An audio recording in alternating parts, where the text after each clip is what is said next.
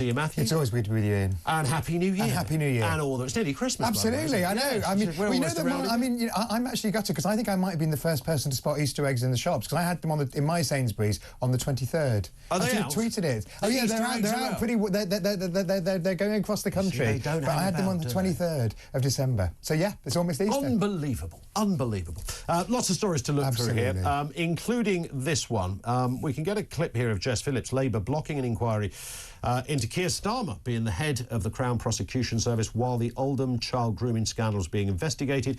Meanwhile, Jess Phillips, the Safeguarding Minister, has refused to launch a public inquiry into historical sexual abuse by gangs in Oldham. Well, that wasn't really her take on these things this time last year. Let's have a listen to what she used to think on this. We're a year on from the independent inquiry into child sexual abuse. Years and years worth of evidence. And a year on, not a single one of the recommendations. The government have said they'll take some of them. There's no timeline for when any of those recommendations are going to happen, and that's both about prevention and supporting of victims who have been victims of sexual violence in childhood. Matthew, what happened to Jess Phillips? So, look, I don't think the government is trying to ignore the issue, and it shouldn't ignore the issue because, you know, as you said in your introduction, it's such an important and it's such a scandalous thing that the way that authorities reacted and, frankly, didn't react over so many years to this issue. I think what Jess was saying there was about implementing recommendations that we've had from, as you said, the Alexis J inquiry wasn't specifically into the grooming gangs, it was into the whole wider issue, but there are conclusions there. Louise Casey, who actually is in the news today because she's been appointed to look at social care. She looked specifically at Rotherham, which is probably the worst, the most egregious example, and I think that heard recommendations from her report. So what Jess was saying now is that the previous government hadn't put into place the recommendations. So I think we need to hold Jess Phillips' feet to the fire on putting into place, on actually acting upon what has already been said in various inquiries. And, you know, I said this yesterday, look, previous Labour ministers had taken exactly the same, Conservative ministers had taken exactly the same line that this should be done at local level. I think the appetite seems to be, now this has sort of resurfaced in the most curious way, because Elon Musk seems to have got the narrative going again. Whatever we think about him and his, you know, interference, if you want to call it that, or his interest, if you want to be polite, in British politics, which I've never heard him mention before, but suddenly he's all over it. It's interesting, like that, isn't it? It is interesting. But regardless of that, it has nonetheless sort of reared up this this discussion again.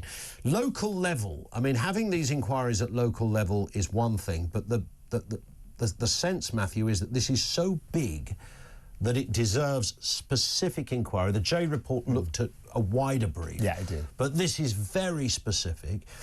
Is it because Labour cannot bear to consider what is central to this, and that is that the majority of perpetrators by a country mile were British Pakistani men and gangs? Is that the problem? So the left, and I politely include yourself in absolutely. this. You're maybe reasonable, but I'm still on the left. You're an old lefty, Matthew. Oh, less of the old, maybe. But there isn't it? It's in your DNA not to want to go there, isn't it? So there's two issues there.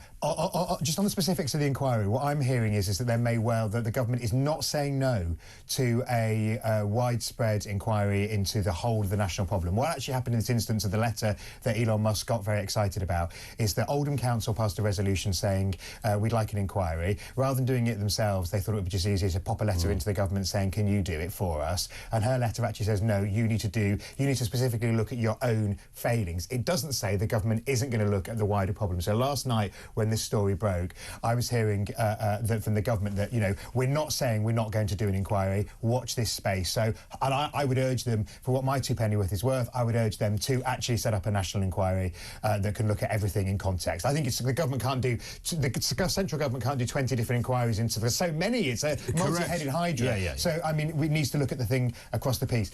On the issue of is the left sort of too politically correct, as it were, too sensitive to issues around race and religion, and therefore won't call out what has happened and what sadly seems to still be happening?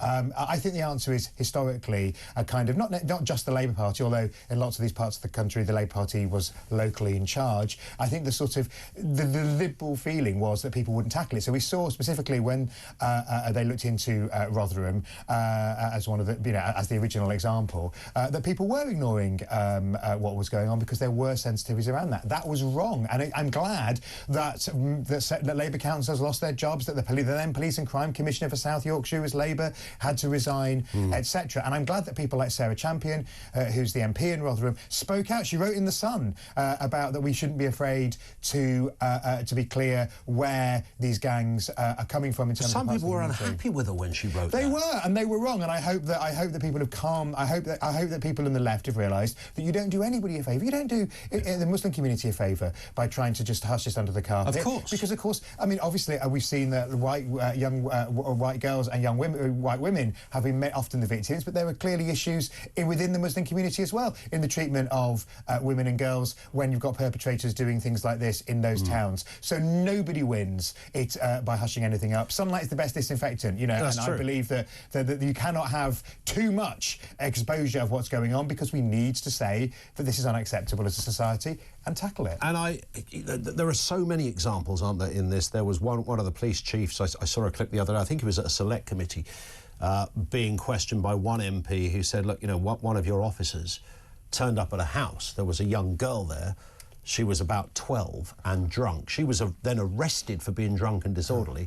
5 adult males, I mean, if that wasn't suspicious in itself, were simply left in situ. There was the social worker who was told when she raised this very point and said, look, there might just be an issue in this particular community, or a part of this particular community, she was told to go on a racial awareness course.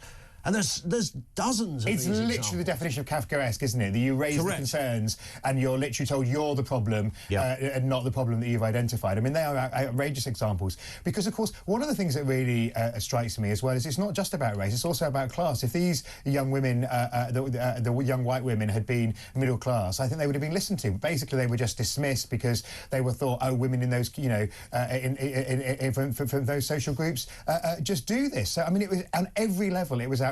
And we've seen brave people like Maggie Oliver, the police officer in Greater Manchester, who we're talking to later in this hour, who's an absolute hero. And we need to make sure that nothing is swept under the carpet again. So if that needs a national inquiry, it needs one. I think Jess Phillips is defendable in terms of this specific action. We need to make sure the government does the right thing across the board.